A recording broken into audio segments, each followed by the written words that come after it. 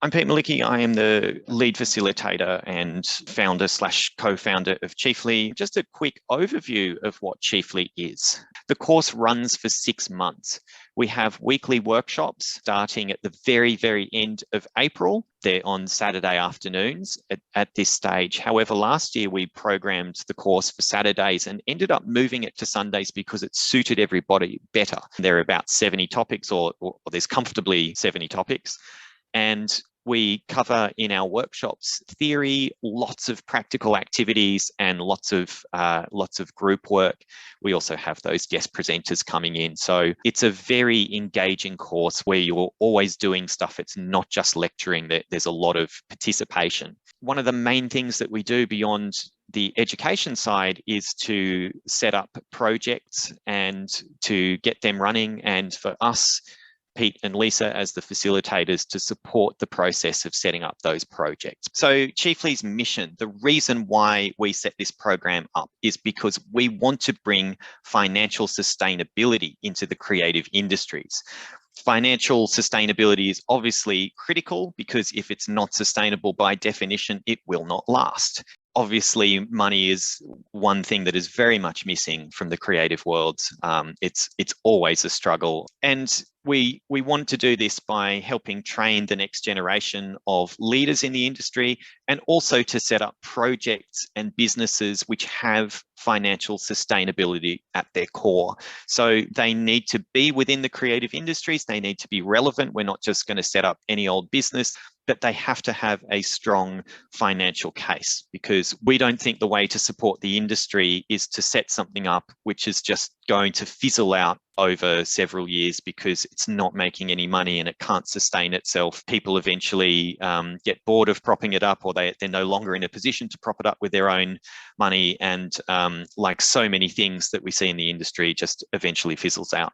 We would like to provide a counter to that. So what are the outcomes that you'd expect if you sign up to CIFLI and get involved in the course? So short term, to learn leadership and to learn business skills and to kick off some projects. In the midterm, we are happy to provide the opportunities to train any of our alumni to deliver some of our content. So if you'd like to get some experience doing training delivery, not only is that a good experience in and of itself, but in order to deliver a topic, you need to be a pretty deep expert of it. So we will train people up in a topic of their choice, or a topic where they have some good skills, and get them to deliver in a future CIFLI session. But that's entirely optional. If you don't want to do that, of course, you don't have to. It's just a kind of post-course perk. And the kind of aspirational aim of the course is to set up projects with that financial sustainability underpinning them, and to have the people who do the course become part of those project teams. Why we say that's aspirational is because there's lots of reasons you might want to do this course. You might want to do it just so that you can learn the information, learn more about business and leadership, so that you can implement this new knowledge and these new skills in your own projects. But we also have structured the course around setting up new undertakings. Let's talk about the 5 phases of CIFLI. So essentially, it's broken into five different sections. The first phase is the foundation. So this is just the first 4 weeks of the course. It's just getting settled in. Essentially, it's just learning a lot of different new concepts and learning some leadership and business skills. The next phase is ideation. It's actually quite interesting that ideation is a fairly involved process. It's not just a matter of sitting down with a pen and paper and writing a list of, oh, maybe we could do this. There's quite a number of activities and exercises that you can do to try to come up with unique and interesting ideas. Most of what we do is coming up with ideas together, or bringing in our own ideas and working on them together. So the next phase is to build a business case. And whether it's a web series or an app or some kind of solution for getting actors in front of casting directors, or something, of course, entirely different, then once we've come up with the ideas, we spend 6 weeks developing them. And that is quite a lot of work. It's essentially designing the business and trying to figure out, okay, well, what exactly does this thing do and how does it work? particularly, how is there a financial case? How are we going to get the money? If it's about customers, how do we make sure this is something customers want? How much are they going to be willing to pay? Trying to figure out as much as you can to answer all of these questions. Or if it's about sponsors, how are you going to attract sponsors? So it's a really interesting phase where we spend a lot of time trying to develop those ideas. And sometimes what happens is you find that the ideas just don't really work. Very often a business idea sounds good in theory, but when you start to do the math on it, do the numbers, to try to turn it from an idea into an actual business, sometimes it just doesn't work. And that's a really interesting process to go through. The next phase is Shark Tank. So what Shark Tank is pitching these business ideas, the ones that we think are the strongest, and that could be, it will depend on the number of participants and the number of ideas, but pitching those ideas to a small panel of business executives. It's an absolutely fantastic part of the program because you'll get very clear and honest feedback from people who really understand how businesses work and whether your idea sounds like it could make it in the real world or whether it just has lots of problems. So this is a really wonderful part of the project. And then the final phase is the project work. So once we've gone through Shark Tank, we'll reflect on the feedback that we were given.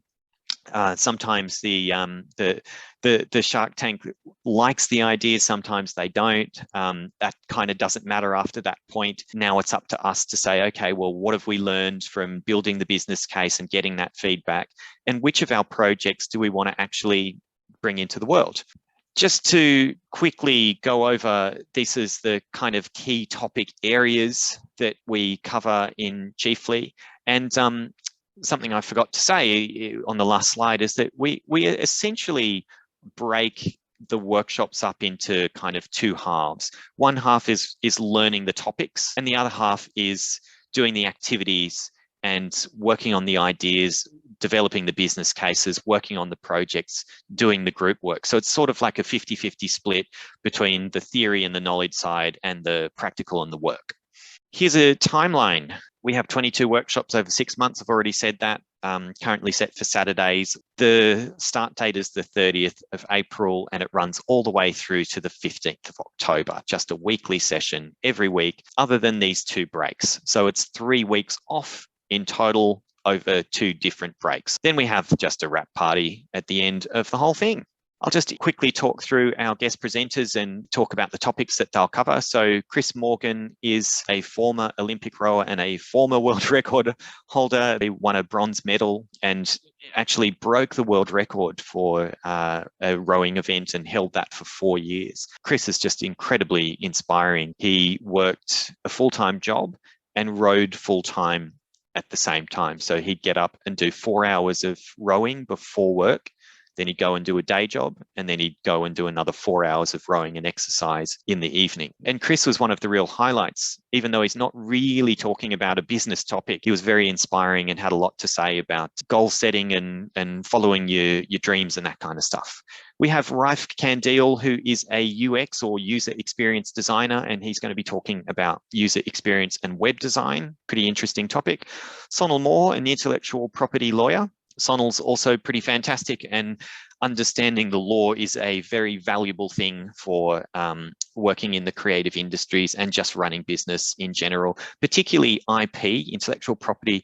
It's such an involved and crazy area. Pete Gazariotes is a director from Optus. He was quite senior in IT, I think he managed about 100 people. I should also mention they're all creatives as well. So Pete is an actor and a director, and he's running a session on building a business case, which was really fantastic.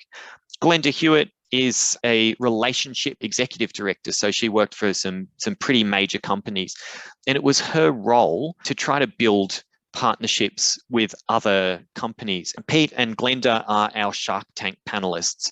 So just wanted to talk about the requirements for anyone who wants to participate in CIFLI. So you do need to be available for 85% of the sessions. That's 19 out of the 22.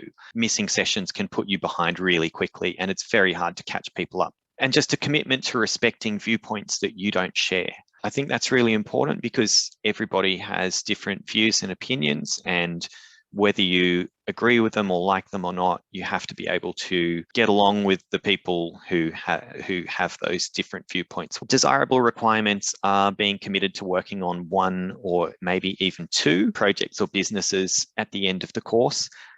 Because again, there is the opportunity that if we come up with a cool idea that we can bring these to life. If that's the case, having a willingness to invest a little bit of money, we've said $1,000, and that's what we've done with the CIFLI project that is ongoing. And that's just because it costs money to run any kind of, business or project or operation in the real world. It's absolutely not a requirement. You don't have to do that if you can't or are not keen to. But if we do set up a project that we work on into the future, then having a little bit of money is definitely a good thing to help make sure that that is viable. What to put into your application: a one-page CV, one-page maximum. We don't need the full history, just summarize the best bits for us. Just a statement as to why you would be a suitable candidate, up to 500 words. Why do you think you will do well in this course and be a good colleague to the other participants of the course?